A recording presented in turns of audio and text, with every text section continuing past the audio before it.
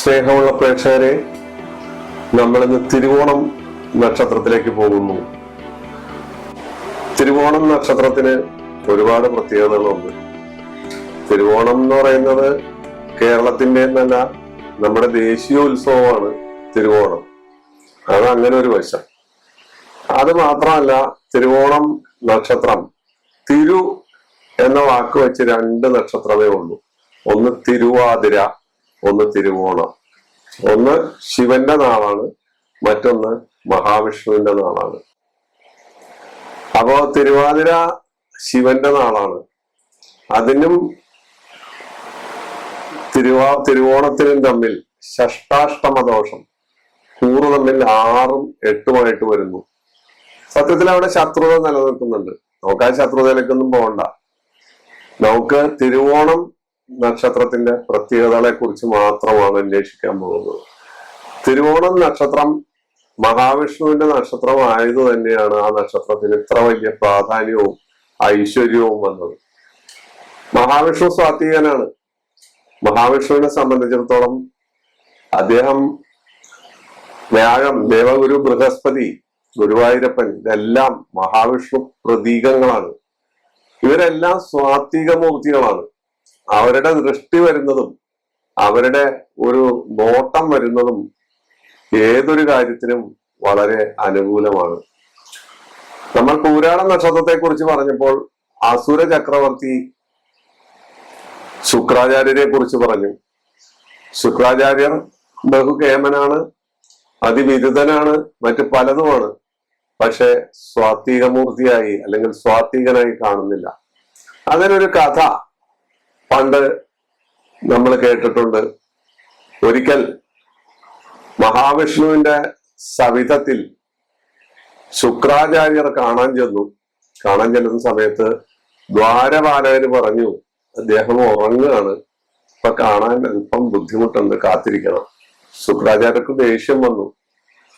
മഹാവിഷ്ണു കിടക്കുന്ന മുറിയിലേക്ക്, പള്ളിമഞ്ചത്തിന്റെ അടുത്തേക്ക് ചെന്ന് കയറി ശബ്ദം ഉണ്ടാക്കിയിട്ടും മഹാവിഷ്ണു ശ്രദ്ധിച്ചില്ലെന്നല്ല, എല്ലാം കാണുന്നുണ്ട്, കണ്ണിറുക്കി കാണുന്നുണ്ട്. അദ്ദേഹം അവിടെ നിന്നു. അപ്പോഴും മഹാവിഷ്ണു ശ്രദ്ധിക്കുന്നില്ലെന്ന് കണ്ടപ്പോൾ മലന്ന് കിടന്നുറങ്ങുന്ന മഹാവിഷ്ണുവിന്റെ നെഞ്ചത്തൊരൊറ്റ ചവിട്ടാണ്. ചവിട്ടിയപ്പോൾ മഹാവിഷ്ണു എഴുന്നേറ്റ് ശുക്രാചാര്യരോട് ചോദിച്ചു, അല്ല, അങ്ങയുടെ കാല് വേദനിച്ചോ? എന്റെ നെഞ്ചിൽ ചവിട്ടിയിട്ട് കാല് വേദനിച്ചോ എന്നാണ് ചോദിച്ചത്. അതാണ് മഹാവിഷ്ണുവിന്റെ മഹത്വത്തെ കുറിച്ചും ആ സ്വാത്വികത്വത്തെ കുറിച്ചും ശുക്രാചാര്യരുടെ സ്വഭാവത്തെ കുറിച്ചും എനിക്ക് പറയാനുള്ളത്. ഇവിടെ നിന്ന് തുടങ്ങാം. അപ്പോ തിരുവോണം നക്ഷത്രം എന്ന് പറയുന്നത് നമ്മുടെ ആകാശവീതിയില് മുഴക്കോല് പോലെ കാണപ്പെടുന്ന ഒരു നക്ഷത്രക്കൂട്ടമാണ്. മുഴക്കോലാണ് അതിന്റെ അടയാളം എന്നെല്ലാമാണ് പറയുന്നത്. അതെന്തോ ആവട്ടെ, ഏതും ആവട്ടെ. അപ്പോ ഈ നക്ഷത്രം മഹാവിഷ്ണുവിന്റെ നക്ഷത്രം മാത്രമല്ല, രജനീകാന്ത് അതുപോലുള്ള വലിയ നടന്മാരുടെ നക്ഷത്രം ഒരുപാട് പേരുണ്ട്. ഞാൻ അവരുടെ ഒന്നും പേര് പറയുന്നില്ല. രജനീകാന്തിന്റെ നക്ഷത്രം ഇതാണെന്ന് പറയുന്നു. അപ്പൊ അതുപോലെ ഒരുപാട് പ്രഗത്ഭന്മാര് ഈ നക്ഷത്രത്തില് ജനിച്ചിട്ടുണ്ട്. അപ്പോ ഇതിന്റെ മൃഗം കുരങ്ങനാണ്. കുരങ്ങൻ മൃഗമായി വന്നാല് സാധാരണഗതിയിൽ അവർ ചഞ്ചലന്മാരായിരിക്കും. വെറുതെ ഇരിക്കില്ല, എന്തെങ്കിലും ജോലി ചെയ്തുകൊണ്ടിരിക്കും. അതാണ് അവരുടെ പ്രത്യേകത. അതുപോലെ വൃക്ഷം എരുക്കാണ്. എരുക്കെന്ന് പറയുന്നാൽ സകല വിഷങ്ങളെയും ഹനിക്കുന്ന ഒരു ചെടിയാണത്. എരുക്ക് വിഷങ്ങളെ വലിച്ചെടുക്കാനും നീരിനെ ശമിപ്പിക്കാനും ഒക്കെ കഴിവുണ്ടെന്ന് അഷ്ടാംഗ ഹൃദയത്തിൽ പറയുന്നു, വൈദ്യന്മാര് പറയുന്നു. അപ്പോ ഗണം ദേവനാണെന്ന് പറയാതെ നമുക്കറിയാമല്ലോ, ദേവഗണത്തിലാണ് ഇത് വരുന്നത്. അതുപോലെ പുരുഷ നക്ഷത്രമാണ്, യോനി പുരുഷ യോനിയാണ്, പുരുഷ നക്ഷത്രമാണ്. പക്ഷി കോഴിയാണ്, ഭൂതം വായുവാണ്, ദേവൻ മഹാവിഷ്ണു ആണെന്ന് നേരത്തെ പറഞ്ഞു. ഇതാണ് ആദ്യം നമ്മള് തിരുവോണത്തെ കുറിച്ച് പറയുന്ന കാര്യം. ഇനി തിരുവോണം നക്ഷത്രത്തിലേക്ക് നമുക്ക് കടക്കാം. തിരുവോണം നക്ഷത്രക്കാരൻ മന്നവനായാലും യാചകനായാലും കുലീനതയുള്ളവനായിരിക്കും. കുലീനത ഒരു കൈവിടില്ല. ഒരു രാജാവായാൽ ആ രാജാവ് ക്ഷാത്രധർമ്മത്തെ മുറുക്കെ പിടിച്ച് പ്രജാക്ഷേമ തൽപരനായി മറ്റുള്ളവർക്ക് ദോഷം വരുത്താതെ ഭരിച്ചുകൊണ്ടു പോകാനും സംരക്ഷിക്കാനും ബാധ്യസ്ഥനായിരിക്കും. ഒരിക്കലും കുറ്റം കേൾക്കില്ല. അപ്പോ അതുപോലൊരു യാചകനാണെന്ന് കണക്കാക്കാം. എല്ലാ വീടുകളിലും രാവിലെ മുതൽ സന്ധ്യ വരെ കയറിയിറങ്ങി തെണ്ടി അവർ ഭിക്ഷ യാചിക്കില്ല. അവർക്കൊരു നിയമം ഉണ്ടാവും ആ ഭിക്ഷ യാചിക്കുന്നതിന്. അവരാ നിയമം വിട്ടിട്ട് ഏകദേശം അവരുടേതായ അഷ്ടിക്ക് വക അവരുടെ ഭിക്ഷാപാത്രം നിറഞ്ഞാൽ അവർ ആ ഭിക്ഷാടനം നിർത്തി അവർ അവരുടെ ജീവസന്ധാരണം നടത്തുന്നു എന്നുള്ളതാണ് ഒരു പ്രത്യേകത. അപ്പോ ഇവരുടെ കുലീനത, അതാണ് ആദ്യം പറയേണ്ട കാര്യം. എന്നുവെച്ചാൽ കുലീന സ്വഭാവം. പിന്നെ ഇവരെ സംബന്ധിച്ച് പറയുമ്പോൾ വൃത്തി വെടുപ്പ്, ഈ കാര്യം അവർക്ക് വളരെ നിർബന്ധമുള്ള ഒരു കാര്യമാണ്. പരിസരങ്ങൾ വൃത്തികെട്ട് കിടന്നാൽ, അല്ലെങ്കിൽ നമ്മളുടെ വീടും മുറികളും അല്ലെങ്കിൽ കച്ചവട സ്ഥാപനമായാലും എവിടെയായാലും അവര് ഈ പരിസര മലിനീകരണം ഒരിക്കലും അനുവദിച്ചു കൊടുക്കുന്ന കാര്യമല്ല. അങ്ങനെ കണ്ടാൽ അവര് അതിനെ വിമർശിക്കുകയും അതിനെ കുറ്റപ്പെടുത്തുകയും ചെയ്യും. പറ്റുമെങ്കിൽ അവര് അത് ഭംഗിയായി കൈകാര്യം ചെയ്യുകയും ചെയ്യും. അതെങ്ങനെയെങ്കിലും വൃത്തിയാക്കാനുള്ള വഴി പറഞ്ഞു കൊടുക്കുകയോ അല്ലെങ്കിൽ അവര് തന്നെ അതിന് മുന്നിട്ട് ഇറങ്ങുകയോ ചെയ്യും. മൂന്നാമത്തെ കാര്യം അനുകമ്പയാണ്. മറ്റുള്ളവരോടുള്ള ദീനാനുകമ്പ.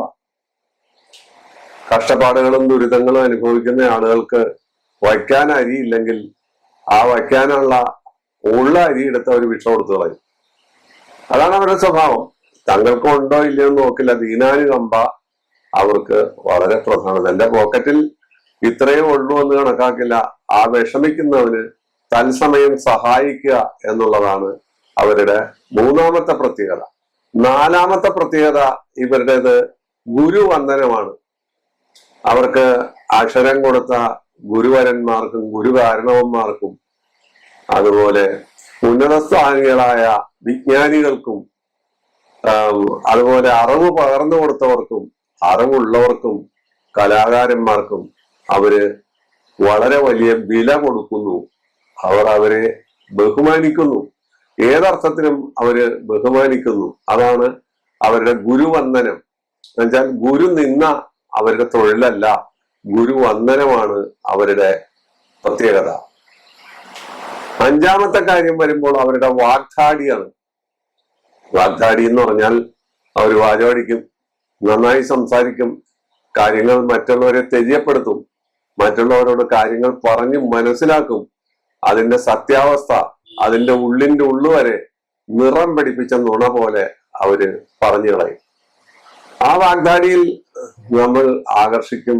ചിലരുടെ സംസാരം കേട്ടാൽ ആ സംസാരം കേട്ടിരിക്കാൻ തോന്നും. ചിലരുടെ സംസാരം കേട്ടാൽ നമ്മൾ ആ സ്ഥലം വിട്ട് ഓടും, ഇല്ലെങ്കിൽ ചെവി പഞ്ഞി തിരിക്കും. ഇങ്ങനെയുള്ള സ്വഭാവം ഉണ്ട്. പക്ഷെ ഒരുപാട് നക്ഷത്രക്കാരെ അങ്ങനെയല്ല. അവര് വളരെ മനോഹരമായിട്ട് കാര്യങ്ങൾ സംസാരിക്കും, വളരെ ഭംഗിയായി തന്മയത്വത്തോടുകൂടി അത് അവതരിപ്പിക്കും. ഇവരിൽ പലരും സുന്ദരന്മാരാണ്. ഇവരുടെ ശരീരത്തിൽ എവിടെയെങ്കിലും പ്രത്യേകിച്ച് മാറലുണ്ടാവാൻ കാരണമുണ്ട്. മഹാവിഷ്ണുവിന്റെ മാറിലാണ്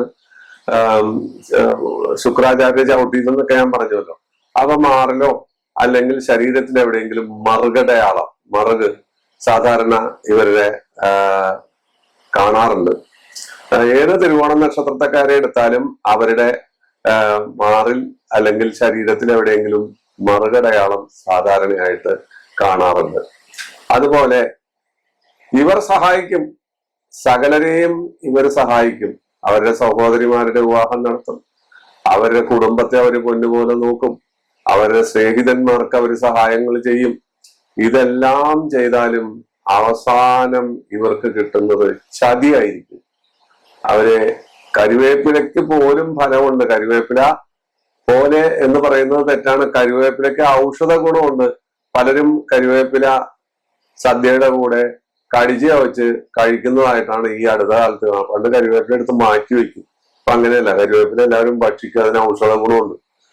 അത്ര പോലും സ്ഥാനം ഇവർക്ക് കിട്ടാതെ ഇവരെ നിഷ്കരണം, അയാൾ എന്ത് ചെയ്തു, അയാളൊന്നും ചെയ്തില്ല, അതൊക്കെ അയാൾ ചെയ്യേണ്ടതല്ലേ എന്നുള്ളതായിരിക്കും ഇവരെ ആളുകള് പറഞ്ഞു കളയുന്നത്. ഒരുപാട് കാര്യങ്ങൾ ഇവർ ചെയ്താലും ആ കാര്യങ്ങൾക്കൊന്നും അവർക്ക് വിലയില്ല. സത്യധർമ്മത്തിന്റെയും നീതിയുടെയും പക്ഷത്തായിരിക്കും അവര് നിൽക്കുന്നത്. അവര് നീതിമാന്മാരും സത്യസന്ധന്മാരുമായിരിക്കും. മറ്റുള്ളവരെ ചതിക്കാനോ അല്ലെങ്കിൽ മറ്റു കാര്യങ്ങൾക്കോ അവർ പോകില്ല. വിജ്ഞാന സമ്പാദനത്തിനായി അവർ ഏതറ്റം വരെയും പോകും. അവർക്ക് പഠിക്കാൻ പല തടസ്സങ്ങൾ നേരിട്ടാലും അവര് ഏതെങ്കിലും രീതിയിലുള്ള വിദ്യ കൈക്കലാക്കി ആ വിദ്യയുടെ ഇരട്ടി കാര്യങ്ങൾ മറ്റുള്ളവരെ പറഞ്ഞ് ഫലിപ്പിക്കുകയും അതുകൊണ്ട് അവർ തൊഴിൽ നേട്ടം ഉണ്ടാക്കുകയും ചെയ്യുന്ന ഒരു സ്വഭാവക്കാരാണ്. തിരുവോണം പുരുഷന്മാരെ സംബന്ധിച്ച് അവര് സാമാന്യം സുന്ദരന്മാരായിരിക്കും. ഒത്ത പൊക്കം, അതുപോലുള്ള സ്വഭാവവിശേഷങ്ങൾ, സ്വഭാവശുദ്ധി, വാക്ശുദ്ധി മുതലായ കാര്യങ്ങൾ ഉണ്ടാവും. പ്രേമ വിഷയങ്ങളിൽ ഇവർ മിടുക്കന്മാരാണ്. പക്ഷെ അതിനും ആ കുലീനത്വം അവർ നിലനിർത്തും. സ്ത്രീകളെ സംബന്ധിച്ച് ഉത്തമ കുടുംബിനികളും അവർ അച്ചടക്ക ബോധമുള്ളവരും വൃത്തിയുള്ളവരും ആഹാരം പാകം ചെയ്യുന്നതിൽ അതിനിപുണകളുമായിരിക്കും. ഇവര് ഒരുപാട് സംഘങ്ങളുടെയും ഒരുപാട് ഉദ്യോഗ സ്ഥാപനങ്ങളുടെയും അതുപോലെ മറ്റു പല കാര്യങ്ങളുടെയും നേതൃസ്ഥാനത്തിരുന്നാൽ അവിടെ വൃത്തി, വെടുപ്പ്, അച്ചടക്ക ബോധം മുതലായ കാര്യങ്ങളുണ്ടാവും. കൈക്കൂലി വാങ്ങുന്നതിൽ അവർക്ക് താല്പര്യം ഉണ്ടാവില്ല. ഇപ്പോൾ ചില സ്ഥാപനങ്ങളിൽ സംഘമായിട്ടാണ്, കൂട്ടമായിട്ടാണ് കൈക്കൂലി വാങ്ങുന്നത്. ഏജന്റുമാര് കൈക്കൂലി വാങ്ങി അതിന്റെ തലവനെ ഏൽപ്പിക്കുന്നു, അല്ലെങ്കിൽ ഏതെങ്കിലും ഒരാളെ ഏൽപ്പിക്കുന്നു. അത് പങ്കിട്ട് മറ്റുള്ളവർക്ക് കൊടുക്കുന്ന സമ്പ്രദായമാണ് നമ്മുടെ കേരളത്തിലെ പല ഓഫീസുകളിലും നടക്കുന്നത്. ഏതൊക്കെ ഓഫീസാണെന്ന് പറയണ്ട, നിങ്ങൾക്കറിയാം എവിടെയൊക്കെയാണിത്. നമ്മൾ RT ഓഫീസ്, രജിസ്റ്റർ ഓഫീസ്, അതുപോലുള്ള പല ഓഫീസുകളും നമ്മൾ ചെന്നാൽ കൈക്കൂലിയുടെ കുത്തരംഗമാണ്. അവിടെ ഒരു തിരുവോണം നക്ഷത്രക്കാരനുണ്ടെങ്കിൽ അല്ലെങ്കിൽ തിരുവോണം നക്ഷത്രക്കാരി ഉണ്ടെങ്കിൽ അവര് അറപ്പോടും വെറുപ്പോടും കൂടി ഈ കാര്യത്തെ എതിർക്കുകയോ അല്ലെങ്കിൽ വാങ്ങാതിരിക്കുകയോ ചെയ്യും. പക്ഷെ ഇവരൊറ്റപ്പെടും, ശത്രുത വരും, അവരെ അവിടെ നിന്ന് തൂത്തെറിയപ്പെടും. അങ്ങനെ ശത്രുത ഇവർക്കുണ്ടാകും. മറ്റുള്ളവരിൽ നിന്ന് ഭിന്നകളായി നിൽക്കുകയും ഭിന്ന സ്വഭാവം കാണിക്കുകയും ചെയ്യുന്നത് കൊണ്ട്, സത്യത്തിന്റെ പിറകെ നിൽക്കുന്നത് കൊണ്ട് അവർ ഒറ്റപ്പെട്ട് ശത്രുത വിലക്ക് വാങ്ങുന്നു എന്നുള്ളതാണ് ഏറ്റവും വലിയ പ്രത്യേകത. ഇതാണ് ഇവരുടെ പ്രത്യേകത. കാരണം മറ്റുള്ളവരിൽ നിന്ന് ഈ മനുഷ്യർക്ക് ഇല്ലെങ്കിൽ ഈ സാധുക്കൾക്ക് എന്റെ വക എന്തെങ്കിലും ഒരു സംഭാവന, ഒരു സേവനം ചെയ്യാൻ ഞാൻ തയ്യാറായാൽ അതിന് കൈക്കൂലി വേണ്ട, അതിന് പ്രതിഫലം വേണ്ട, ഞാനിത് ചെയ്യാൻ അർഹതപ്പെട്ടവളാണ് അല്ലെങ്കിൽ അർഹതപ്പെട്ടവനാണ് എന്നുള്ള രീതിയിൽ ഇവർ പെരുമാറിയാലും ഇവർ ഒറ്റപ്പെട്ടവരായി മാറും. ഇത് ഇവരുടെ ഒരു പ്രത്യേകതയാണ്. ഇവര് എന്നാലും ആ സത്യത്തെ മുറുകെ പിടിക്കാനും ആ വൃത്തിബോധത്തെ കൊണ്ടു നടക്കാനും അവരെപ്പോഴും ജാഗരൂകരായിരിക്കും. പക്ഷെ ഇവർക്ക് കിട്ടുന്ന അനുഭവങ്ങൾ മറിച്ചായിരിക്കും. ഇവരെ കുറിച്ച് ഇല്ലാ കഥകൾ പറഞ്ഞ് പരത്തി അവരെ പാട്ട കൊട്ടിച്ച് ആ രംഗത്ത് നിന്ന് പിന്മാറ്റാൻ നോക്കും. പൊതുപ്രവർത്തന രംഗത്തും ഇവര് സാമാന്യം തൃപ്തികരമായ പ്രകടനമായിരിക്കും. ജയിച്ചു പോയാൽ പിന്നെ മണ്ഡലത്തെയോ അല്ലെങ്കിൽ വാർഡിനെയോ തിരിഞ്ഞു നോക്കാത്ത ഒരു പഞ്ചായത്ത് മെമ്പറോ ജില്ലാ കൗൺസിൽ മെമ്പറോ അല്ലെങ്കിൽ അതുപോലുള്ള ബ്ലോക്ക് മെമ്പറോ MLA പോലെ നമ്മൾ ഇവരെ കാണേണ്ടതില്ല. ഇവര് തങ്ങളുടെ പ്രജകളെ, തങ്ങളുടെ വോട്ടർമാരെ, തങ്ങളുടെ നിയോജക മണ്ഡലത്തെ കാര്യഗൗരവമായി പരിഗണിക്കുകയും ആളുകളുടെ കാര്യങ്ങൾ ശ്രദ്ധാപൂർവം കേൾക്കുകയും അതിന് അവരാൽ ആകാവുന്ന തരത്തിലുള്ള പരിഹാരങ്ങൾ അവർ നിർദ്ദേശിക്കുകയും ചെയ്യുന്നു എന്നുള്ളതാണ് ഈ നക്ഷത്രക്കാരുടെ മറ്റൊരു പ്രത്യേകത. ഇവര് ഇടയും അവരുടെ ശരീരത്തിൽ വ്രണമേൽപ്പിച്ചാൽ, അവരുടെ ശരീരത്തിൽ വന്നു കൊണ്ടാൽ വിമർശനങ്ങളോ അല്ലെങ്കിൽ വാക്ശരങ്ങളോ ആക്ഷേപങ്ങളോ വന്നു കൊണ്ടാൽ അവസാന രംഗത്തിൽ അവർ കൊടുങ്കാറ്റായി മാറും. കൊടുങ്കാറ്റായി മാറും. അവരെന്താണ് പ്രവർത്തിക്കുന്നത്, അവരെന്താണ് ചെയ്യുന്നതെന്ന് അവർക്ക് തന്നെ അറിയാത്ത ഒരു സ്വഭാവഗതിയും ഇവർ കൈക്കൊള്ളാറുണ്ട്. ഇതും തിരുവോണ നക്ഷത്രത്തിന്റെ ഒരു പ്രത്യേകതയാണ്. ഈ നക്ഷത്രത്തിന്റെ പ്രത്യേകത, ഈ നക്ഷത്രം ഒരു ശുഭനക്ഷത്രമാണ്. പ്രതിഷ്ഠാകർമ്മങ്ങൾ, വിവാഹം, ഗൃഹാരംഭം, അതുപോലുള്ള ഒരുപാട് മുഹൂർത്തങ്ങൾക്ക് ഈ നക്ഷത്രം എഴുത്തിനിരുത്താൻ ഉപയോഗിക്കും.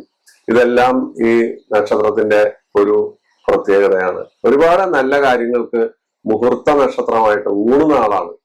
കുട്ടികൾക്ക് ചോറൂണിന്, അതൊക്കെ ആ കുട്ടികളുടെ നക്ഷത്രവും കൂടി ബന്ധപ്പെടുത്തിയിട്ട് ചെയ്യേണ്ട കാര്യമാണ്. അല്ലാണ്ട് വെറുതെ തിരുവോണം നക്ഷത്രത്തിൽ കൊണ്ടുപോയി എല്ലാവർക്കും തിരുവാതിര നക്ഷത്രക്കാരും തിരുവോണം നക്ഷത്രത്തിൽ കൊണ്ടുപോയി എന്തെങ്കിലും പുണ്യകർമ്മം ചെയ്യാമോ എന്ന് ചോദിച്ചാൽ നടക്കാത്ത കാര്യമാണ്. അവിടെ അഷ്ടമരാശി കൂറ് വരും, വിഷമങ്ങൾ വരും. ഇതൊക്കെ നമ്മൾ ആലോചിച്ചു വേണം. ഇതല്ല ബുദ്ധിയുടെ വ്യാപാരമാണിത്. അപ്പൊ ആലോചിച്ചു വേണം നമ്മൾ പ്രവർത്തിക്കാനായിട്ട്. ചതയം, ഉത്രട്ടാതി, അശ്വതി, മകം, പൂരം നാളുകാരുമായിട്ട് ഇവർക്ക്, തിരുവാതിര മുതലായ നാളുകാരുമായിട്ട് ഇവർക്ക് കാര്യമായ അടുപ്പമോ ബന്ധമോ ഉണ്ടാവില്ല. അത്തരം നാളുകാർ ഇവരുമായി കച്ചവട ബന്ധങ്ങളിലോ പാർട്ട്ണർഷിപ്പ് ബിസിനസ്സിലോ അല്ലെങ്കിൽ വിവാഹ ബന്ധത്തിലോ ഏർപ്പെടാതിരിക്കുകയാണ് നല്ലത്. അങ്ങനെ ഉണ്ടായാൽ അത് അനർത്ഥങ്ങൾ ഉണ്ടാകുക, അല്ലെങ്കിൽ അത് തമ്മി പിരിയുക, അല്ലെങ്കിൽ അകലങ്ങൾ സൃഷ്ടിക്കുക മുതലായ കാര്യങ്ങൾ ഉണ്ടാകും. അപ്പോ അത് വളരെ കാര്യഗൗരവമായി പരിഗണിക്കേണ്ട കാര്യമാണ് ഈ നക്ഷത്രത്തെ സംബന്ധിച്ച്. ഈ നക്ഷത്രക്കാര് ജനിക്കുന്നത് ചന്ദ്രദശയിലാണ്. ചന്ദ്രൻ 10 കൊല്ലമാണല്ലോ. ആ 10 കൊല്ലത്തിൽ ഇവര് ഏത് ലഗ്നമാണ് ജനിക്കുന്നത്, ലഗ്നത്തിൽ എത്ര ചെന്നു എന്നുള്ള അടിസ്ഥാനത്തിലായിരിക്കും അവർക്ക് ചിലപ്പോൾ 3 കൊല്ലം ചന്ദ്രദശ കിട്ടാൻ, ശിഷ്ടദശ, ഗർഭശിഷ്ടദശ 3 കൊല്ലം കിട്ടാൻ, 2 കൊല്ലം കിട്ടാം, 5 കൊല്ലം കിട്ടാം, 9 കൊല്ലം കിട്ടാം, അങ്ങനെ എത്ര കൊല്ലം വേണമെങ്കിലും കിട്ടാം. അപ്പോ ചന്ദ്രദശ കഴിഞ്ഞാൽ പിന്നെ അവർ ചൊവ്വാദശയിലേക്ക് വരും. ചന്ദ്രദശയും ചൊവ്വാദശയും ബാലാരിഷ്ടതകൾ ഉണ്ടാക്കും. അത് കഴിഞ്ഞ് രാഹുദശ വരുമ്പോഴും ഈ ബാലാരിഷ്ടതകളും തടസ്സങ്ങളും വിട്ടുപോകില്ല. വിദ്യാ തടസ്സങ്ങളും അതുപോലെ പല കാര്യങ്ങളും. രാഹു നല്ല സ്ഥലത്താണെങ്കിൽ, രാഹുവിനൊക്കെ അപൂർവ സ്ഥലങ്ങളെ നല്ലതുള്ളൂ. 6, 11, 3 ഇങ്ങനെയൊക്കെയുള്ള സ്ഥലങ്ങളിൽ രാഹു നിന്നാൽ മാത്രമായിരിക്കും രാഹു ഗുണഫലം തരിക. അല്ലാത്ത സ്ഥലത്തെല്ലാം രാഹു അലോഗ്യങ്ങളെ ഉണ്ടാക്കുള്ളൂ. അപ്പൊ വിദ്യാ തടസ്സം, അതുപോലെ വിവാഹത്തിന് തടസ്സം മുതലായ കാര്യങ്ങള് ആ സമയത്തുണ്ടാവും. മിക്കവാറും രാഹുദശയിലെ പ്രേമബന്ധങ്ങൾ ഉണ്ടാകുകയും ചെയ്യും. അത് ഇവര് പ്രേമ ബന്ധങ്ങൾ ഉണ്ടായാൽ തന്നെ അത് വളരെ 2 വട്ടം ആലോചിച്ച് അവര് അതിലേക്ക് ഇറങ്ങും. സ്ത്രീയായാലും പുരുഷനായാലും അവര് പിന്നോട്ട് തിരിയും. നമ്മുടെ കുടുംബത്തിന്റെ പാരമ്പര്യം, നമ്മളുടെ സ്ഥിതിവിശേഷം, നമ്മുടെ സ്റ്റാറ്റസ് കോ, ഇതെല്ലാം നോക്കിയിട്ടായിരിക്കും അവരതിൽ ഇടപെടുന്നത്. അപ്പൊ രാഹു 18 കൊല്ലം. അത് കഴിഞ്ഞാൽ 16 കൊല്ലം വ്യാഴദശ വരുമ്പോഴേക്കും ഇവര് ഒരു നല്ല സ്റ്റേജിലേക്ക് എത്തിയിട്ടുണ്ടാവും. ആ 16 കൊല്ലം. അത് കഴിഞ്ഞാൽ ശനി, നല്ല ശനിയാണെങ്കിൽ ആ ശനിയും അനുഗ്രഹം ചൊരിയും. അല്ല ചീത്തത്വം ഉണ്ടെങ്കിൽ, ശനിക്ക് പാപത്വമോ കുഴപ്പമുണ്ടെങ്കിൽ അവിടെ ദോഷഫലങ്ങളും ഉണ്ടാക്കും. പിന്നെ 17 കൊല്ലം ബുധദശയാണ്. ബുധദശ എപ്പോഴും ബുധൻ സൗമ്യനാണ്, വിദ്യാകാരകനാണ്, മറ്റു പലതിന്റെയും ആളാണ്. അപ്പോ ബുധദശ അവർക്ക് ഒരു പക്ഷെ നന്നാവാം, അപൂർവമായി ചീത്തയാവാം. പിന്നെ കേതുദശയാണ്. കേതുദശ ഒരിക്കലും നന്നാവില്ല. കേതുവിന് രാഹുവിന്റെ കാര്യം പറഞ്ഞ രീതിയിൽ തന്നെ പല കുഴപ്പങ്ങളും ഉണ്ട്. അപ്പോ പിന്നെ ശുക്രദശയാണ് വരുന്നത്. ഈ ദശകളെല്ലാം കിട്ടുമൊന്നുമില്ല. ഇതിലെ അവർക്ക് കിട്ടുന്നത് 7 ദശയോ 6 ദശയോ 7 ദശയോ ഒക്കെ കിട്ടുള്ളൂ. അല്ലെങ്കിൽ 8ാമത്തെ ദശയിലേക്ക് ദീർഘായുസുള്ള അമിതായുസുള്ള ആളുകളാണെങ്കിൽ, 84 വയസ്സാണ്, 1000 പൂർണ്ണയന്ത്രനെ കാണാനുള്ള ആയുസ്, അതിനപ്പുറത്തെ ആയുസ് ഉണ്ടെങ്കിൽ ചിലപ്പോൾ 8 ദശയിലേക്കൊക്കെ കടന്നേക്കാം. അപ്പൊ ഇതാണ് ദശകളുടെ പോക്ക്. ചന്ദ്രനിൽ തുടങ്ങി എവിടെ അവസാനിക്കും എന്നുള്ളത് അവരുടെ ആയുർ നില അനുസരിച്ച് നമുക്ക് പറയാൻ പറ്റും. ഇതാണ് തിരുവോണം നക്ഷത്രത്തിന്റെ ഒരു ഏകദേശ രൂപം. ഈ നക്ഷത്രം ഒരു ശുഭ നക്ഷത്രമാണ്. നല്ല കാര്യങ്ങൾ മാത്രമാണ് ഈ നക്ഷത്രത്തെ കുറിച്ച് നമ്മൾ കൂടുതലായി പറഞ്ഞത്. അവർക്കുള്ള ചെറിയ ഡിഫക്റ്റുകളും നമ്മൾ ചൂണ്ടിക്കാണിച്ചു. ഇനി നമ്മൾ എല്ലാ അധ്യായത്തിലും ചെയ്യുന്ന ഒരു കാര്യമാണ്, ഓരോ ലഗ്നക്കാരും ഈ നക്ഷത്രത്തിൽ, തിരുവോണം നക്ഷത്രത്തിൽ ജനിച്ചാൽ അവർക്ക് ഓരോ ലഗ്നവും എങ്ങനെ ഗുണം തരുന്നു, എങ്ങനെ ദോഷം തരുന്നു എന്ന കാര്യം. അതാണ് നമ്മുടെ അധ്യായത്തിന്റെ ഇത്രത്തോളം പ്രചാരം കിട്ടാനുള്ള കാരണം. അല്ലെങ്കിൽ ഇതുപോലത്തെ കാര്യങ്ങൾ ഇപ്പൊ തിരുവോണം നക്ഷത്രത്തെ കുറിച്ചൊക്കെ ആണെങ്കിൽ എല്ലാ പുസ്തകങ്ങളിലും എല്ലാ സ്ഥലത്തും എല്ലാവരും പറഞ്ഞിട്ടുണ്ടാവും. 27 നക്ഷത്രത്തെ കുറിച്ചും ഇങ്ങനെ ചർവിത ചർവണം പോലെ ഇങ്ങനെ പറഞ്ഞുകൊണ്ടിരിക്കും. അപ്പൊ തിരുവോണം നക്ഷത്രം ജനിക്കുന്ന ആളുകള് മേടലഗ്നം ജനിച്ചാലുള്ള അനുഭവം എന്താണ്, അത് എങ്ങനെയാണ് നമ്മള് കണ്ടെത്തുന്നത്? ഞാൻ എല്ലാ എപ്പിസോഡുകളിലും പറയുന്നുണ്ട്. അത് മേടലഗ്നത്തിന് പാപന്മാരാരാണെന്ന് വെച്ചാൽ ശുക്രനും ശനിയും ബുധനുമാണ്. എന്തുകൊണ്ട്? 7ാം ഭാവാധിപത്യം, 11ാം ഭാവാധിപത്യം, 2ാം ഭാവാധിപത്യം, കേന്ദ്രാധിപത്യ ദോഷം, അഷ്ടമാധിപത്യം, നീചം, മൗഢ്യം, ഇങ്ങനെയൊക്കെയുള്ള കാര്യങ്ങൾ കൊണ്ടാണ് അവർ പാപന്മാരായി തീരുന്നത്. അപ്പോ അവര് ആരാധിക്കേണ്ട ദൈവത്തെ എങ്ങനെ കണ്ടെത്തും? 5ഉം 9ഉം ഭാവം കൊണ്ടാണ്. മേടലഗ്നത്തിന് ഇവര് പാപന്മാരാണ്. അവര് ആരാധിക്കേണ്ടതായ ദൈവം വന്നിട്ട് ശിവനും മഹാവിഷ്ണുവാണ്. ഇടവലഗ്നത്തിന് വ്യാഴവും ചന്ദ്രനും പാപനാവുന്നു. ശ്രീരാമനും അതുപോലെ ശിവനും അവരുടെ ആരാധനാമൂർത്തിയാകുന്നു. മിഥുന ലഗ്നം തിരുവോണം നക്ഷത്രം ജനിച്ചാൽ കുജനും ആദിത്യനും പാപന്മാരാകുന്നു. ഗണപതിയും ഭഗവതിയും അവർക്ക് ഇഷ്ടദൈവമായി മാറുന്നു. അതുപോലെ കർക്കിടക ലഗ്നത്തെ സംബന്ധിച്ചിടത്തോളം ശുക്രൻ അവർക്ക് പാപനായി മാറുന്നു. മഹാവിഷ്ണുവും സുബ്രഹ്മണ്യനും ഭഗവതിയും അവരുടെ ഇഷ്ടദൈവമായി തീരുന്നു.